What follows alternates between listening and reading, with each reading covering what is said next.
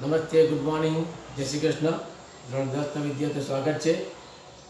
વિદ્યુત ધોરણ 10-12ની અંદર પ્રકરણ 12ની અંદર વિદ્યુત પ્રકરણની અંદર ગઈકાલે આપણે વિદ્યુત પ્રવાહની તાપીય અસરની અંદર બલ્બ ફિલામેન્ટનો થોડો અભ્યાસ કર્યો હતો. ત્યારબાદ હવે બીજું એક સાધન છે વિદ્યુત પ્રવાહની તાપીય અસર પર કાર્ય કરતો ફ્યુઝની આપણે ચર્ચા કરવાની છે. આકૃતિ બતાવી છે ફ્યુઝની બનાવટ, ફ્યુઝનું કાર્ય અને ફ્યુઝનો ઉપયોગ. બરાબર, એ પહેલાં લેવાનું છે. સૌથી પહેલાં એ નક્કી કરો કે ફ્યુઝ એ શું છે. ફ્યુઝ એ વિદ્યુત પ્રવાહની તાપીય અસર પર કાર્ય કરતું એક સાધન છે. સૌથી પહેલાં એ આકૃતિ બતાવી છે. આકૃતિની અંદર એ ફ્યુઝ છે જેમાં એક કાચની નળી બતાવી છે. જ્યાં ફ્યુઝનો તાર વચ્ચેના ભાગમાં બતાવે છે અને બંને છેડા જે છે છેડાને વિદ્યુત ફ્યુઝે પરિપથમાં જોડવા માટેની ધાતુની એક ટોપી બતાવી છે. ફરીવાર બતાવે કાચની નળીનો ભાગ આ છે. ફ્યુઝનો તાર આ વચ્ચે બતાવેલો છે તે આવો છે તે. ત્યારબાદ ફ્યુઝને પરિપથમાં જોડવા માટે ધાતુની જે ટોપીઓ છે બે છેડાની એ લોકોએ બતાવી છે.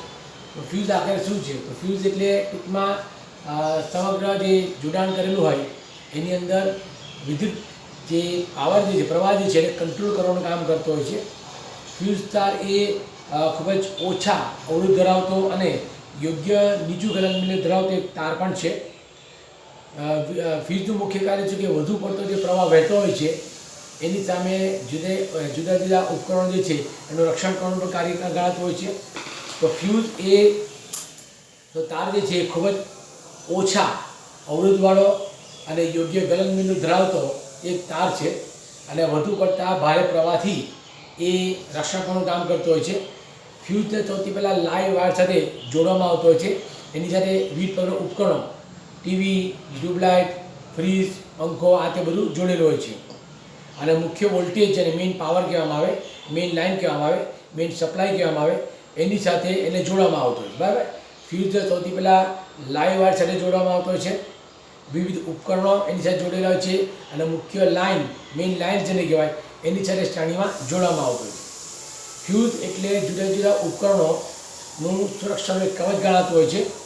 જે જરૂરી ન હોય એવા ઊંચા પ્રવાહથી ઉપકરણોને પરિપથે બચાવવામાં આવતું હોય છે. કારણ કે ઉદ્યોગોમાં વપરાતો વિદ્યુત પ્રવાહ અને ઘર વપરાશમાં વિદ્યુત પ્રવાહ જે છે એ બંને વચ્ચે તફાવત છે. એવી રીતે ઉદ્યોગોમાં જે વપરાતો ઉપકરણો જે છે એની માટે પણ ફ્યુઝ અલગ આવતો હોય છે અને ઘર વપરાશમાં વપરાતો જે વિદ્યુત પ્રવાહ જે છે એને માટે અને ઉપકરણો માટે પણ ફ્યુઝ પણ અલગ આવતો હોય છે. તો ફ્યુઝ એટલે એક સુરક્ષાનું સાધન છે અને જરૂરી ન હોય એવા પ્રવાહથી જુદા જુદા ઉપકરણો અને પરિપથને બચાવવાનું એક કામ કરતો હોય છે. હવે ફ્યુઝની અંદર યોગ્ય ગલનબિંદુવાળી ધાતુ કે મિશ્ર ધાતુ, ખાસ કરીને એલ્યુમિનિયમ, તાંબુ, લોખંડ કે શીશુ જેવી ધાતુનો એમાં ટુકડો વપરાતો હોય છે. બરાબર, યોગ્ય ગલનબિંદુવાળું ધાતુ હોય ત્યાં મિશ્ર ધાતુમાંથી એટલે કે મિશ્ર ધાતુ એટલે એલ્યુમિનિયમ, તાંબુ, લોખંડ યા શીશુ જેવી ધાતુની પટ્ટીના ટુકડામાં વપરાતા હોય છે. હવે ચોક્કસ મૂલ્યના પ્રવાહ કરતાં મોટો વિદ્યુત પ્રવાહ માટે આ ફ્યુઝ તારને જો ફ્યુઝ તાર જે છે એનું તાપમાન જો વધી જાય એટલે કે ચોક્કસ જે પ્રવાહ હોય મૂલ્ય ધરાવતો પ્રવાહ હોય એના કરતાં જો મોટો પ્રવાહ પરિપથની અંદર વહેતો હોય તો ફ્યુઝનું કામ છે ફ્યુઝનું તે વખતે એનું તાપમાન વધી જતું હોય છે અને ફ્યુઝ પીગળી જતો હોય છે. પરિણામે વિદ્યુત પરિપથ જે છે એની અંદર વિદ્યુત પ્રવાહ વ્યવહાર બંધ થઈ જતો હોય છે અને વિદ્યુત ઉપકરણને નુકસાન થતું નથી. ટૂંકમાં નુકસાનને બચાવી શકાતું હોય છે. જો ફ્યુઝ ન વાપરવામાં આવે અને ચોક્કસ મૂલ્ય કરતાં મોટો વિદ્યુત પ્રવાહ જે છે એ જો દાખલ થઈ જાય બરાબર ઉપકરણની અંદર તો ઉપકરણને ભારે નુકસાન થતું હોય છે, બળી પણ જતા હોય છે. ખાસ કરીને ટ્યુબલાઇટ હોય, ફ્રીજ હોય, ટીવી હોય એના મેઇન પાવરની અંદર વધુ પાવરને વધારી દેતો હોય છે જેને પરિણામે એના સાધનો જે અંદરથી બળી જતા હોય છે. તો ચોક્કસ મૂલ્યના પ્રવાહ કરતાં જો મોટો પ્રવાહ પરિપથમાં વહેતો હોય તો ફ્યુઝનું તાપમાન વધી જાય અને તે પીગળી જઈને ખુલ્લો પરિપથ બની જતો હોય છે. પરિણામે પરિપથની અંદર વિદ્યુત પ્રવાહ વ્યવહારનો બંધ થઈ જતો હોય છે એટલે વિદ્યુત પ્રવાહ આગળ વધતો નથી. પરિપથના જે સાધનો બચાવી શકાતું હોય છે અને વિદ્યુત ઉપકરણોને કોઈ નુકસાન થતું હોતું નથી. તો ફ્યુઝ એટલે સુરક્ષાનું સાધન ગણી શકાતું હોય છે.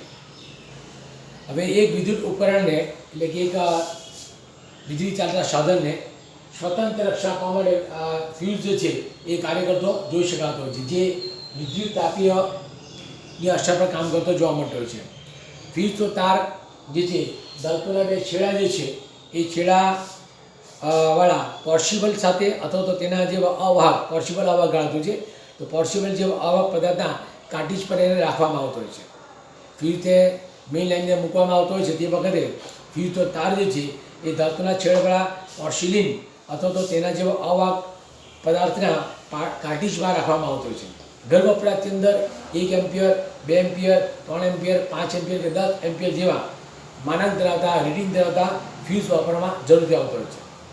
દાખલા તરીકે 220 વોલ્ટ ધરાવતી અને 1 કિલોવોટ ઇસ્ત્રીમાંથી વહેતો વિદ્યુત પ્રવાહ જે છે એ આપણે કેટલો મળે, બરાબર.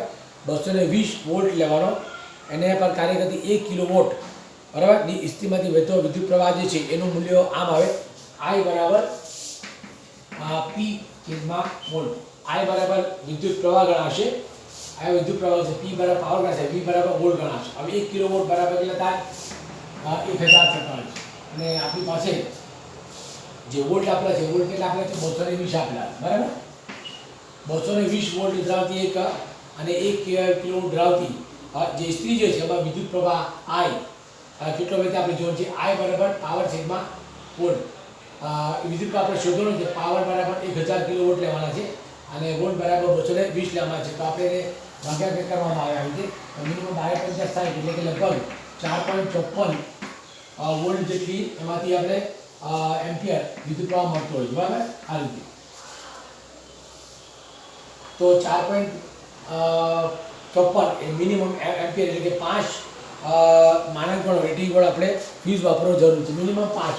આ અહીંયા 50 60 પણ 4.54 જેટલા થતા હોય છે. એટલે કે આપણે તે વખતે માનાંકમાંથી કાઢીએ તો આપણે મિનિમમ આપણે 5A ની માનાંક ધરાવતો રેટિંગ ધરાવતો માનાંક વાળો ફ્યુઝ આપણે મિનિમમ વાપરવો જોઈએ, બરાબર. ફરી રિપીટ કરીએ. 220 વોલ્ટ ધરાવતો 1 કિલોવોટ ની ઇસ્ત્રીમાંથી વહેતો વિદ્યુત પ્રવાહ જે શોધવો હોય તો આપણે I બરાબર પાવર છેદમાં વોલ્ટ લેવો પડશે. 1 કિલોવોટ બરાબર 1000 અને વોલ્ટ બરાબર 20 આપજો. મિનિમમ 4. આપણને 54 એમ્પિયર મળતો હોય છે. એટલે કે મિનિમમ 5 એમ્પિયર ધરાવતો માનક ધરાવતો રેટિંગ આપણે ફ્યુઝ એમાં વાપરવો જરૂરી છે. તો ફ્યુઝની રચના આપણે આ રીતે જોઈ. ફરી એકવાર રિપીટ કરીએ. ફ્યુઝ જે છે એ વિદ્યુત તાપીય અસર પર કાર્ય કરતું એક સાધન છે અને ફ્યુઝ એ ખૂબ જ ઓછા અવરોધ ધરાવનારો અને યોગ્ય નીચું ગલનબિંદુ ધરાવતો એક તાર છે. વધુ પડતા ભારે પ્રવાહથી એ રક્ષાપણનું કામ કરતો છે. ફ્યુઝ સૌથી પહેલાં લાઈવ વાયર સાથે વિવિધ ઉપકરણો ટીવી, ફ્રીજ, પંખો, એસી જેવા ઉપકરણોને ઘરના સાથે જોડવામાં આવતો છે અને મુખ્ય વોલ્ટેજ એટલે કે મેઇન લાઇન સાથે એને શ્રેણીમાં જોડવામાં આવતો હોય છે. ફ્યુઝ એટલે સુરક્ષાનું કવચ છે જે જરૂરી ન હોય એવા ઊંચા પ્રવાહથી ઉપકરણો અને પરિપથે બચાવવાનું કામ કરતો જોવા મળતો હોય છે, બરાબર. તેમાં યોગ્ય ગલનબિંદુવાળી ધાતુ યા મિશ્ર ધાતુ જેમ કે એલ્યુમિનિયમ, તાંબુ, શીશુ યા લોખંડ જેવી ધાતુનો તારનો ટુકડામાં વપરાતો હોય છે. ચોક્કસ મૂલ્યના પ્રવાહ કરતાં મોટો પ્રવાહ પરિપથમાં વહે તો ફ્યુઝ તારનું તાપમાન વધી જાય એટલે ફ્યુઝનું તાપમાન પણ નિશ્ચિત હોય છે. એટલે મોટો પ્રવાહ જો એમાં દાખલ થઈ જાય તો ફ્યુઝ તારનું તાપમાન વધી જાય, ફ્યુઝ પીગળી જતો હોય છે. પરંતુ ફ્યુઝ પોતે પીગળી જાય છે પરંતુ જે ઘરના યા ઉદ્યોગના જે બીજા વિદ્યુત ઉપકરણ છે એને બચાવવાનું કામ કરતો હોય છે. પરિણામે વિદ્યુત પ્રવાહ સંપૂર્ણ આગળ વધતો અટકી જાય છે, બંધ થઈ જાય છે અને ઘરની અંદર કે ઉદ્યોગમાં રાખેલા જે વિદ્યુત ઉપકરણો જે સાધનો જે છે એ સાધનો નુકસાન કરતો નથી. ટૂંકમાં વિદ્યુત ઉપકરણના સાધનોને બચાવવાનું કામ એ ફ્યુઝ કરતો હોય છે. કોઈ એક વિદ્યુત ઉપકરણને સ્વતંત્ર કાર્ય કરવા માટે ફ્યુઝ એક આકૃતિ આમાં બતાવી છે જેમાં કાચની નળી વચ્ચે ફ્યુઝ તાર છે અને આ બે જે છે એ ફ્યુઝ પરિપથને જોડવા માટે ધાતુની ટોપી જેવો ભાગ બતાવેલો છે.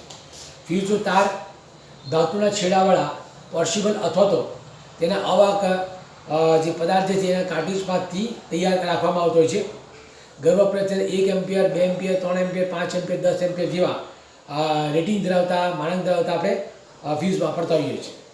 220 વોલ્ટ અને પર આધારિત 1 કિલોવોટની ઇસ્ત્રીમાંથી વિદ્યુત પ્રવાહ જે છે વહેતો હોય તો આપણે સૂત્ર છે આપણી પાસે I /T / V. P power volt, V power છે આપણે 1000 વોલ્ટનો લીધો છે અને 220 વોલ્ટ એનો વોલ્ટ છે તો આપણે મિનિમમ 4.5 એમ્પિયર એટલે કે 5 એમ્પિયર ધરાવતો યા માનાંક ધરાવતો આપણે એમાંથી ફ્યુઝ વાપરવો જોઈએ. તો ફ્યુઝ એ વિદ્યુત પ્રવાહની તાપીય અસર પર કાર્ય કરતો એક ઉપકરણ છે, એક આપણા માટેનું સાધન છે જે આપણા માટે વિદ્યુત પ્રવાહને કંટ્રોલ કરવાનો, વિદ્યુત પ્રવાહથી જે આપણા ઘરના ઉપકરણો હોય, ઉદ્યોગનું ઉપકરણ હોય એને બચાવવાનું કામ પણ કરતો જોવા મળતો હોય છે. તો ફ્યુઝ જો હોય તો ઉપકરણના સાધનો તરત જ બધા બળીને ખરાબ થઈ જતા હોય છે. તો હવે આજે આપણે વિદ્યુત ઉપકરણની અંદર ઘણા બધા સાધનો, વિદ્યુત આપણે ઘણા બધા ઉપકરણો સાધનો પણ જોયા. તો એમાંના કેટલાક જે પુનરાવર્તન આપણે સૂત્ર જે છે જોઈ લઈએ. પહેલાં સૌથી પહેલાં આપણે પહેલાં જોયું કે શ્રેણી જોડાણનું સૂત્ર જે છે આપણે જોયું છે. શ્રેણી જોડાણનો સમતુલ્ય અવરોધનું સૂત્ર આપણે જોયું છે. કયું? RS બરાબર R1 વત્તા R2 વત્તા R3, બરાબર? એ આપણે સૂત્ર શીખીએ છીએ. આ છે શ્રેણી જોડાણનું સમતુલ્ય અવરોધ, જોડાણનો સમતુલ્ય અવરોધ, બરાબર? RS બરાબર R1 વત્તા R2 વત્તા R3, આ એનું સૂત્ર છે. શ્રેણી જોડાણ સમતુલ્ય અવરોધનું સૂત્ર RS બરાબર R1 વત્તા R2 R3 છે. આ છે પુનરાવર્તન. ત્યાર પછી એક જૂલનો નિયમ આપણે શીખ્યા છે. જૂલનો તાપીય નિયમ. H બરાબર I નો વર્ગ RT, બરાબર? H બરાબર ઉષ્મા ઉર્જા, I બરાબર વિદ્યુત પ્રવાહનો વર્ગ, R બરાબર અવરોધ અને T બરાબર સમય. આ થયેલું સૂત્ર, બરાબર? ત્યારબાદ ઓહમનો નિયમ આપણે શીખેલા છે. ઓહમનો નિયમ છે આપણી પાસે. એ સૂત્ર છે આપણી પાસે I બરાબર V/R, વિદ્યુત પ્રવાહ બરાબર વોલ્ટ ભાગ્યા અવરોધ. તો આ બધા સૂત્ર આપણે આ પ્રકારની અંદર શીખ્યા. એ ઉપરાંત આપણે કુલ વિદ્યુત પ્રવાહ આપણે શીખ્યા છે. ખાસ કરીને કુલ વિદ્યુત પ્રવાહ ની વોલ્ટ I બરાબર I1 વત્તા I2 વત્તા I3, કુલ વિદ્યુત પ્રવાહ બતાવે છે. ત્યારબાદ કુલ વોલ્ટ એટલે કે વિદ્યુત સ્થિતિમાનનો તફાવત, વિદ્યુત સ્થિતિમાનનો તફાવત, બરાબર? એનું સૂત્ર આપણે શીખી ગયા છે. કયું? આપણી પાસે V બરાબર V1 વત્તા V2 વત્તા V3, ફૂલ વોલ્ટેજ જેને કહેવામાં આવે એ વોલ્ટેજ આપણે પણ એમાંથી શીખી જતી ગયા છે. આ રીતે આ પ્રકારની અંદર એટલે સૂત્ર આપણે શીખ્યા છે. જેમાં પહેલું છે શ્રેણી જોડાણનો સમતુલ્ય અવરોધ RS બરાબર R1 વત્તા R2 વત્તા R3 બતાવવાનું, બરાબર? ત્યારબાદ જૂનો નિયમ H બરાબર I નો વર્ગ RT, ઓહમનો નિયમ I બરાબર V/R. ત્યારબાદ કુલ વિદ્યુત પ્રવાહ I બરાબર I1 વત્તા I2 વત્તા I3 અને વિદ્યુત સ્થિતિનો તફાવત છે V બરાબર V1 વત્તા V2 વત્તા V3. એ કુલ વોલ્ટેજ આપણે પણ એમાં શીખી જરૂરથી ગયા છે. એ ઉપરાંત આપણે બીજા પણ સૂત્ર શીખ્યા છે જેમાં તેને સમતુલ્ય અવરોધ કહેવામાં આવતો હોય છે. એ પણ આપણે સૂત્ર શીખી ગયા છે, બરાબર? સમતુલ્ય અવરોધ છે સૂત્ર આપણી પાસે શીખ્યા છે. સમતુલ્ય અવરોધ એકતા છેદમાં RP બરાબર એકતા છેદમાં R1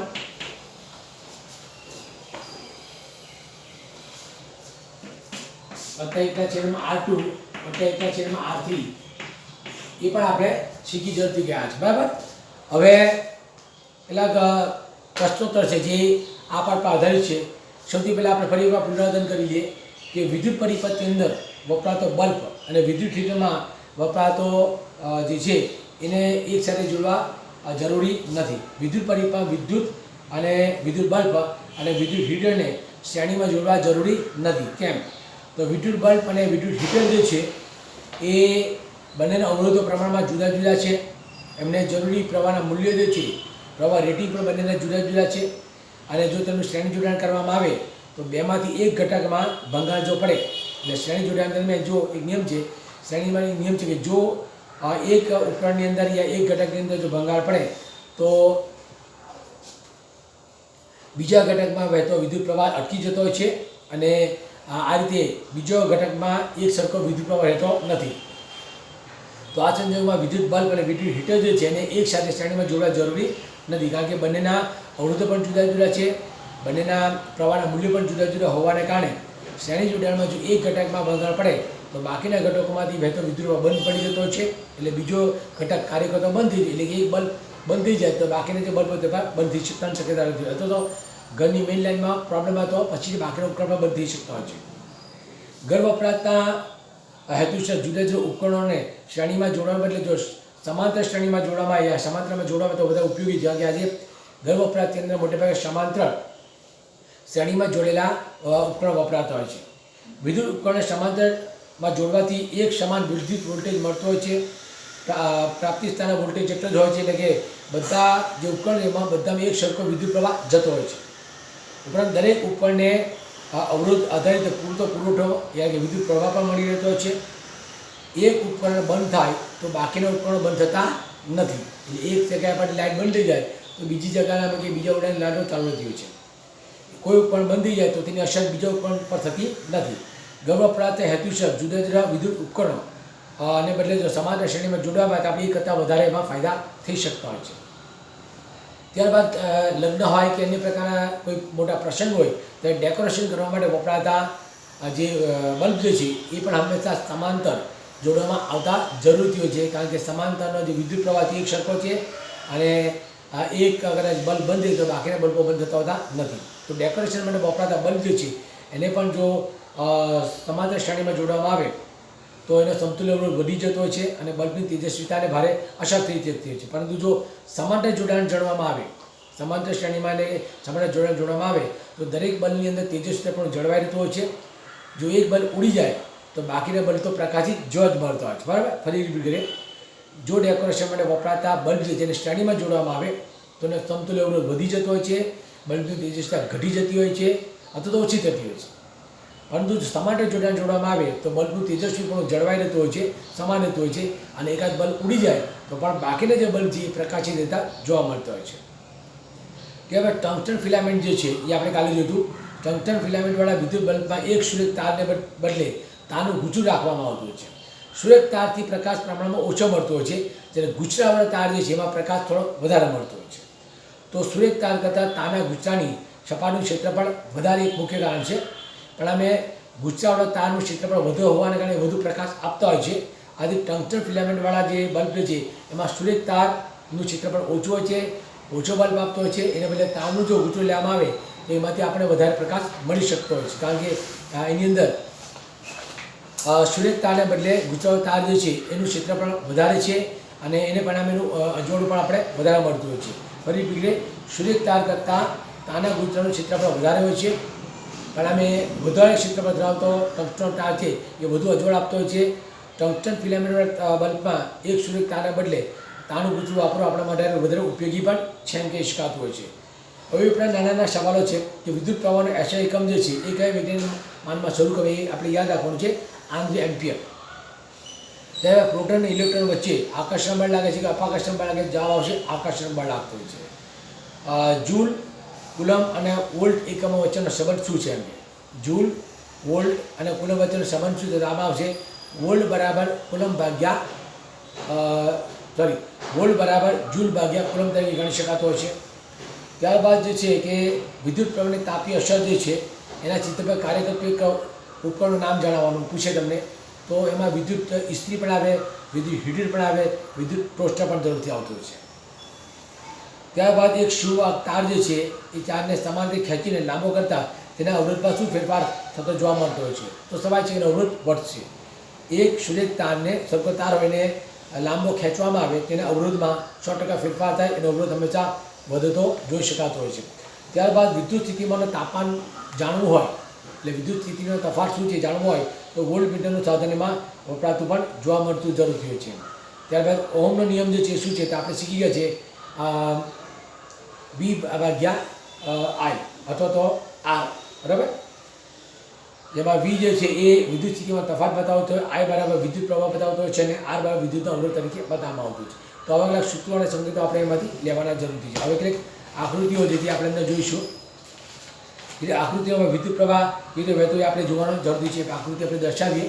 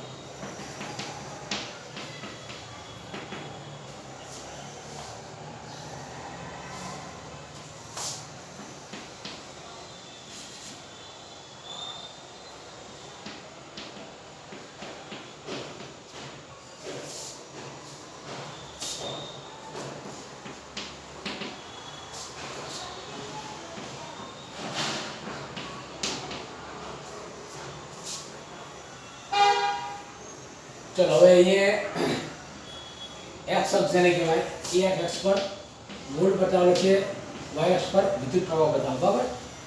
આકૃતિમાં અવરોધક તાર જે છે એ આઈ થી વોલ્ટ એટલે કે વિદ્યુત પ્રવાહથી વોલ્ટ સુધીનો આલેખ બતાવવામાં આવેલો છે, જેમાં અવરોધક તાર કેટલો છે આપણે શોધવાનો છે. બરાબર. આકૃતિમાં એક્સ અક્ષ પર વોલ્ટ છે, વાય અક્ષ પર વિદ્યુત પ્રવાહ જે છે અને કુલ આલેખ જે છે આઈ થી વોલ્ટ સુધી આલેખ એમાં બતાવવામાં આવેલો છે. અને એની અંદર આપણે જે મૂલ્ય જે છે મૂલ્ય બતાવે છે 0.6 વોલ્ટ એમ્પિયર બતાવે છે, 12 એમ્પિયર બતાવે. બરાબર. તો આપણે અવરોધ શોધવાનો છે. તો અવરોધનું સૂત્ર આપણી પાસે ઢાળ જે છે ઢાળ આઈ થી આર સુધીનો બતાવેલો છે. એટલે કે કુલ ઢાળ જે છે એ આપણી પાસે બતાવેલો છે 1/માં એમ્પિયર છેદમાં 1/માં એક લખેલો છે અને 1/8 બતાવેલો છે. તો અવરોધ આર બરાબર આપણું સૂત્ર છે વોલ્ટ ભાગ્યા એમ્પિયર બતાવવામાં આવે છે. હવે એ સૂત્ર છે જે 12/0.6. બરાબર. વોલ્ટ કેટલો છે આપણી પાસે 12 એમ્પિયર છે, વિદ્યુત પ્રવાહ કેટલો છે આઈ અમારી પાસે 0.6 છે. તો એનું મૂલ્ય આવશે 12 × 10/6 એટલે 6 × 6 = 12 બરાબર કેટલા આવશે 20 ઓમેગા આવશે. બરાબર. એમાંથી મળતો અવરોધ જે છે આપણી પાસે કેટલો આવશે 20 ઓમેગા તરીકે આવશે. તો આવી રીતે આકૃતિ અમારી પાસે અમારે દર્શાવવાની જરૂર છે. એ ઉપરાંત બીજી આકૃતિઓ પર આપણે અભ્યાસ કરીશું.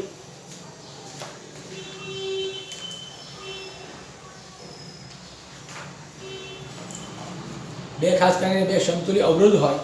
બરાબર. બે બિંદુ વચ્ચે સમતુલ્ય અવરોધ કેવી રીતે આપણે શોધવાનો પ્રયત્ન કરીએ.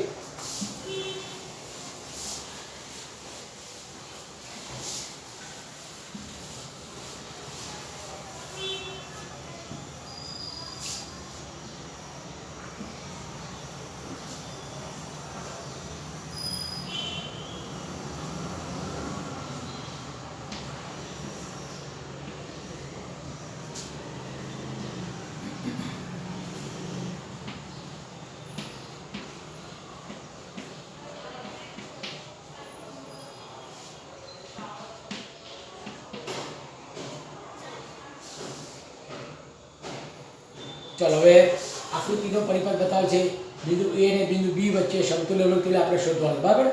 હવે પરિપથની અંદર કુલ અવરોધ જે છે એ 5 ઓમેગા છે. કુલ અવરોધ 2 + 3 બરાબર 5 ઓમેગા એ બતાવવાનો છે. બરાબર. હવે આપણી પાસે અવરોધ જે છે એ આ ઉપરની બાજુ અને નીચેની બાજુઓ જે છે એની સાથે જોડેલો સમતુલ્ય અવરોધ આપણે શોધવાનો છે. આ સમતુલ્ય અવરોધ બરાબર આર બરાબર આપણી પાસે ઉપરનો કેટલો છે 5 + 5 છે અને નીચે જે 5 × 5 છે અને નીચે આ 5 + 5 છે. 5 × 25 અને બાજુ 10 એટલે આપણે 2.5 જેટલો અવરોધ એમાં આપણે જોઈ શકાય. 2.5 ઓમેગાનો અવરોધ આપણે મળી શકતો છે. બરાબર. બીજી આકૃતિમાં બિંદુ A અને બિંદુ B વચ્ચેના બે જે સમતુલ્ય બિંદુઓ જે છે એની વચ્ચે સમતુલ્ય અવરોધ આપણે શોધવાનો છે. ઉપરનો કુલ અવરોધ છે 2 + 5 આ શ્રેણીમાં જોડેલા છે. 2 + 3 = 5 તમારો કુલ અવરોધ તમારો અવરોધ થતો છે. તો 2 ઓમેગા + 3 ઓમેગા મળીને કુલ અવરોધ તમારો 5 ઓમેગા થતો હોય છે. સમતુલ્ય અવરોધ R બરાબર R × R અને 5 + 5 એટલે 5 × 25 અને 5 × 10 અને 10 વડે ભાગો તો 2.5 ઓમેગામાંથી આપણે મળતો જોઈ શકાતો હોય છે. એ ઉપરાંત બીજા પણ આપણે અવરોધો જોવાનો પ્રયત્ન કરીશું જે આકૃતિ દ્વારા રજૂ કરેલો હોય છે.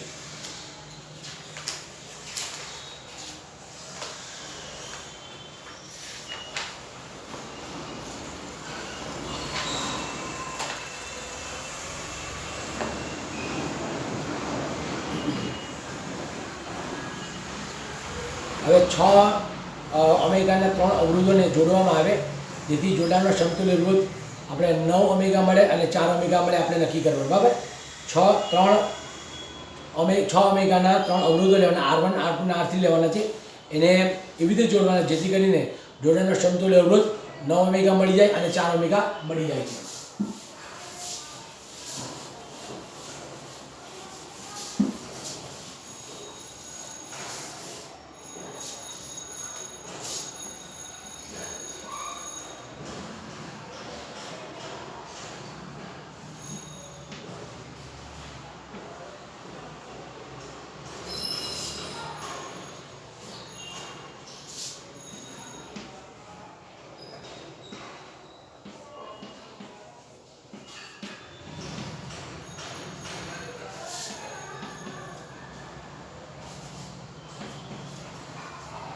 ચલો 6 ઓમેગા ધરાવતા 3 અવરોધો આપણે લીધેલા છે. એ 3 અવરોધો જે છે સમતુલ્ય અવરોધ આપણે મેળવવાનો છે, જેને પરિણામે આપણે 9 ઓમેગા મળે અને 4 ઓમેગા તરીકે મળી શકતું. આકૃતિમાં 6 ઓમેગા 6 ઓમેગા 6 ઓમેગા ધરાવતા એવા 3 અવરોધો આપણે એમાં જોડેલા છે.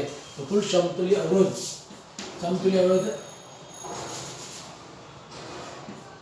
RP બરાબર 3 અવરોધોનો આપણે શું કરવાનું છે, ગુણાકાર કરવાનો. R ગુણ્યા R અને R વત્તા R આપણે લેવાનો છે, બરાબર. એમાં 6 ગુણ્યા 6 36 અને 6 વત્તા 6 36 અને 6 દુ 12 એટલે 12 36 આપણે કેટલો મળે 3 ઓમેગામાંથી મળશે. સૌથી પહેલા 3 ઓમેગા. હવે કુલ આપણે અવરોધ લેવાનો છે. તેની અંદર R બરાબર RP એટલે કે સમતુલ્ય અવરોધ વત્તા અવરોધ, એનો પેલો છે RP નો પેલો છે 3 અને કુલ અવરોધ છે 6 એટલે કેટલા 9 ઓમેગા થઈ ગયા અને મળતો ઓમેગા આપણે 9 ઓમેગા મળી જશે, બરાબર. તે પહેલા 3 અવરોધો બતાવેલા છે. સૌથી પહેલા આપણે શોધીશું સમતુલ્ય અવરોધ જે છે. સમતુલ્ય અવરોધમાં R ગુણ્યા R બંને અવરોધોનો ગુણાકાર અને બંને અવરોધોનો સરવાળો. 6 વત્તા 36 6 વત્તા 6 12 12 36 એટલે આપણો RP કેટલો મળ્યો 3 ઓમેગા મળ્યો. ત્યારબાદ સંપૂર્ણપણે જે સમતુલ્ય અવરોધ છે એ આપણે જોડવાનો છે. RP વત્તા અવરોધ R. RP નું મૂલ્ય કેટલું છે 3 છે અને આનું અવરોધ કેટલું છે 6 એટલે 6 9 તમારો ઓમેગા અમને મળી જાય. હવે તે બાદ બીજી એક આકૃતિ છે જેમાં આપણે 4 ઓમેગા પ્રાપ્ત કરવાના છે. 4 ઓમેગા પ્રાપ્ત કરવા માટે આપણે આકૃતિ લીધી એ અલગ આવશે.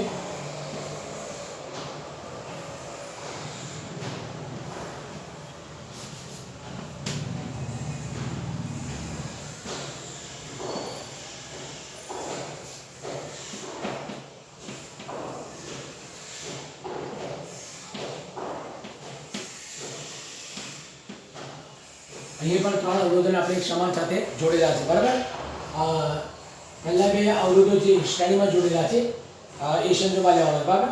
હવે સૌથી પહેલા આપણે જે અવરોધ જે આપણે લેવાનું છે RS બરાબર R વત્તા R એટલે પહેલો અવરોધ વત્તા બીજો અવરોધ તો સરળ શ્રેણીમાં જોડેલા છે. 6 વત્તા 6 એટલે કેટલા થાય તમારા 12 થશે, બરાબર. ત્યારબાદ આપણે સંપૂર્ણ જે અવરોધ શોધવાનું છે R બરાબર આપણી પાસે જે સૂત્ર અનુસાર છે 12 ગુણ્યા 6 અને નીચે આવશે તમારો 12 વત્તા 6 12 72 અને 12 6 18 72 એટલે તમારા 4 ઓમેગા તમને એમાંથી પ્રાપ્ત થતો જોઈ શકાતો. તો આ રીતે કેટલા દાખલાઓ જે છે એ પણ એમાં જોવાની જરૂરિયાત છે. તો આજે આપણે ફ્યુઝનો તારની તાપીય અસર જોઈ, કેટલાક આકૃતિનો દાખલાઓ પણ જોયા, બરાબર. અને આકૃતિ સાથે સાથે કેટલાક નાના સૂત્ર પણ ઝડપથી જોયા છે. હવે એક છેલ્લો સવાલ છે આપણી પાસે, અવરોધ અને અવરોધતાનો શું તફાવત હોઈ શકે. સૌથી પહેલાં અવરોધ જે છે એ વાહકના પરિબળો ખાસ કરીને એમ્પિયર અને વિદ્યુત પ્રવાહ આધાર રાખતો હોય છે, બરાબર. અવરોધ જે છે એ વાહકના પરિમાણો એમ્પિયર પર અને વિદ્યુત પ્રવાહ આધાર રાખતા હોય છે, જ્યારે અવરોધકતા જે છે એ એમ્પિયર પર કે વિદ્યુત પ્રવાહ આધાર રાખતા નથી. અવરોધ એસઆઈ એકમ છે ઓમેગા, જ્યારે અવરોધતાનો એકમ જે છે એસઆઈ એકમ એ ઓમેગા મીટર છે. અવરોધ જે છે વાહકનો હોય છે, જ્યારે અવરોધતા એ વાહકની દ્રવ્યતાનો જોઈ શકાતો હોય છે, બરાબર. તો આ રીતે એટલા સવાલ આપણે એમાંથી લીધા છે. અને ખાસ કરીને વિદ્યુત તાપીય અસર પર અસર કરતા પરિબળો જે સાધનો છે એમાં વિદ્યુત હીટર, વિદ્યુત ટોસ્ટર અને વિદ્યુત ઇસ્ત્રી જેવા સાધનો વપરાય છે. એટલે ફ્યુઝ જે છે એ આપણા માટે સૌથી મહત્ત્વનું એક સાધન ઘટક છે, જે ઘટક ઘરના ઉદ્યોગના જે ઉપકરણો જે છે એને બચાવવાનું કામ કરતો હોય છે, નુકસાનીથી બચાવવાનું કામ કરતો જોવા મળતો હોય છે.